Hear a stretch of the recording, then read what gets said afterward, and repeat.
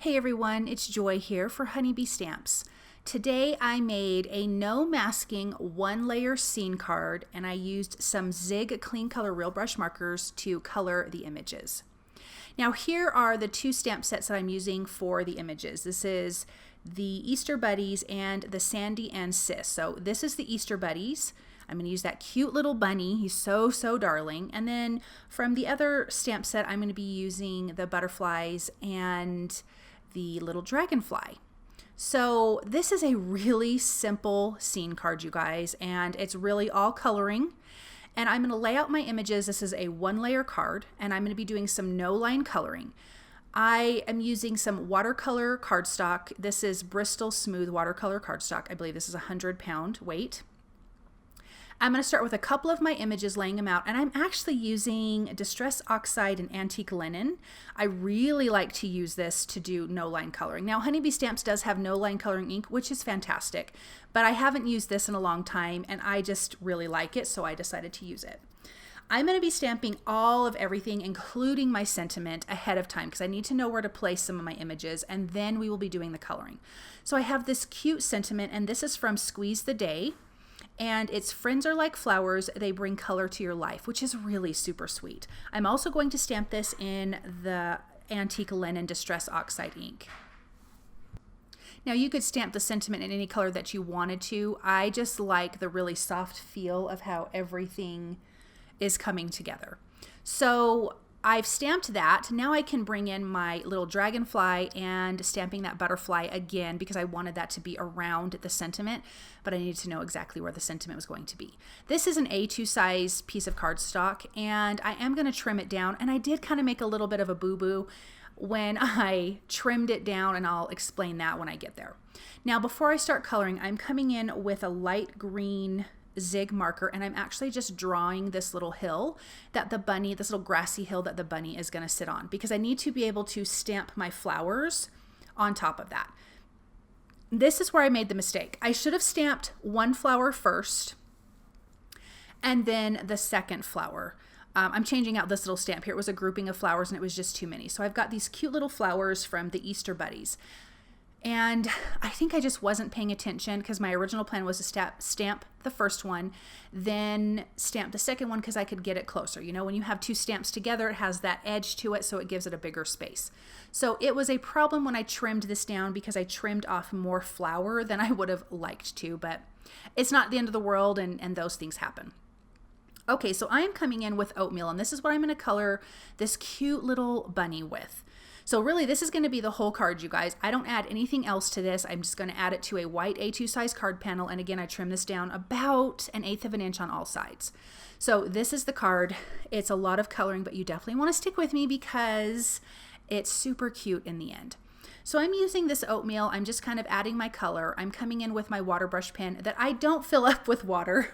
I should probably just use a regular paintbrush, but I don't. But I do spritz some water onto my work surface. I have got a glass mat work surface, and I just dip my brush into it a little bit and then gently tap that off onto a paper towel because I don't want a ton of water. I feel like for me, if I have too much water, I can't control how much color or where it's going. So I like just my brush to be just the tiniest bit wet. So I actually go over this bunny a few times because I really wanted him to stay on the lighter side. And I think sometimes with Zig markers, if you lay down too much color, it can be pretty dark. You can fix it. It's definitely not the end of the world. It's just harder. So I just really didn't want to do that. So I am kind of laying down more color often, probably than I normally would. Now, when I am going over his face, because we did stamp this with a Distress Oxide and Antique Linen, you know that it is water reactive. I am trying not to just add a lot of water to his little facial features. I'm trying to avoid that as much as possible because I don't want those to disappear or smudge or whatever that could happen. So I am just taking care around his little face, and we will bring those little parts of his face to life. Now I'm coming in with pale pink to his ears, which is really perfect. And I'm also going to add that to his little cheeks. He's going to have some cute little rosy cheeks. And then I'm going to come in with that same oatmeal, and that's what I'm going to just color over his eyes and his nose and his cute little mouth, just keeping it that same color. And his whiskers, I'm going to trace over those too. Then I have the light green for the leaves, and I'm going to do a light pink for the flowers. And I'm just laying down a little bit of color and then just blending it out. Again, just being on the careful side because I want this whole thing to feel light. I'm not going to color this whole hill green. I'm going to let that fade out towards the bottom. But I do like that little green shadow underneath his body. And it's just such a cute little bunny. He's got such cute little ears and such a sweet little expression. And I thought this would just be a perfect, this could be an Easter card, but it's just a perfect anytime friend card.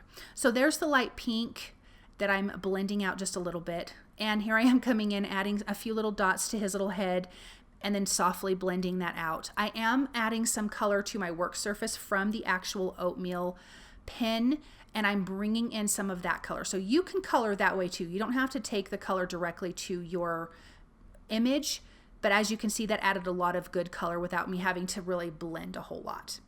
I'm using light blue for these sweet little butterflies. For the body, I'm coming in with pale pink and just kind of going over the little bodies. It's not that you can tell a whole lot, but I felt like it gave it a little bit of a different color than that antique linen. Then for the dragonfly, I am using the light green and the light blue. And isn't that just a super cute image? And you guys see how simple this is? This is a simple one layer, and it's really kind of a scene card. A lot of white space, which I really, really love. So here I'm trimming it down just a little bit, adding it to my card base. And then this card is completely finished. So super simple, no masking, one layer card. And I don't make one layer cards that often, but I love how it turned out. I hope you guys love how it turned out, and I hope that you feel inspired. And thank you so very much for watching, and I will see you guys soon. Bye.